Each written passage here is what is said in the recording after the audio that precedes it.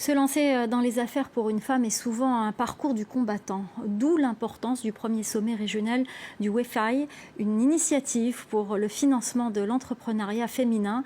Elle est pilotée par la Banque mondiale avec les concours de la BAD et de la Banque islamique de développement. Notre correspondant à Abidjan a recueilli le témoignage de ces femmes pour qui cette aide est cruciale. Reportage signé Thaïs Brook.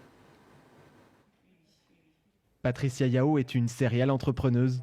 Elle a monté 3 startups à bout de bras, dont Quick Cash, qui facilite les transferts d'argent pour les ruraux. Donc vous avez 3 entreprises logées dans un seul.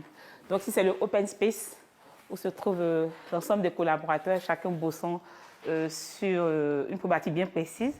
Elle dirige une vingtaine de salariés et a créé environ 1500 emplois indirects dans 4 pays. Une belle réussite qui n'a pas été un long fleuve tranquille. En 2 décennies, elle n'a jamais décroché de prêt bancaire. Je parlais de projections financières, de ce qu'on avait besoin. La réaction qui m'a dit, mais pour une femme, vous n'avez pas besoin d'autant d'argent. Vous avez fait quoi avec tout ça? Vous avez juste besoin de vous acheter peut-être du rouge à lèvres et des trucs comme ça. Et bon, je pensais il jouait, mais il était un peu plus sérieux dans ce qu'il disait. Et elle est loin d'être un cas isolé.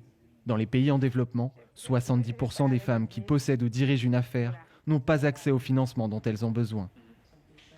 Soutenir l'accès au crédit, c'est justement l'objectif de WIFI, l'initiative de financement en faveur des femmes entrepreneurs.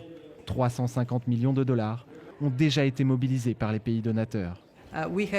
Nous avons créé un test que nous faisons passer aux femmes qui ont besoin d'un crédit.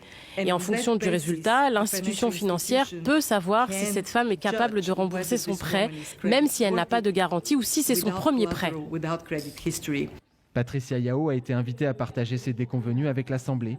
Elle espère que ce sommet n'est pas un énième coup d'épée dans l'eau. Que le temps n'est pas au discours, mais le temps aux actions. Et moi, j'attends véritablement de ce forum-là.